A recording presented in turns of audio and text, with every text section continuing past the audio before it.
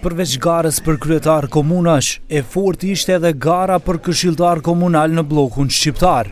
Në 12 komuna të vendit, ku janë të banuara me shumicë shqiptare, këshillat tani që janë më definuar pa pasur nevojë për koalicione, ndërsa tek disa të tjera që janë mbi 20% shqiptar, vërehet që janë të domosdoshme koalicionet me këshilltar të fituar nga parti tjera të maqedonasve. Në qytetin e Shkupit 6 këshilltar ka marrë vleni dhe po ashtu 6 AKI. Në Çajir 14 këshilltar ka marrë vleni ndërsa 11 AKI. Në Butel 4 këshilltar ka marrë vleni po ashtu edhe 4 AKI. Në Saraj 10 këshilltar ka marrë AKI ndërsa 9 vleni. Në Kumanov 5 këshilltar ka marrë AKI ndërsa 3 vleni. Në Likov 12 këshilltar ka marrë AKI ndërsa vleni 7. Në Tetov 13 këshilltar ka marrë vleni, ndërsa 12 AKI. Në Zhelin 8 këshilltar ka marrë vleni, ndërsa 6 AKI. Në Tears 8 këshilltar ka marrë vleni, ndërsa 6 AKI.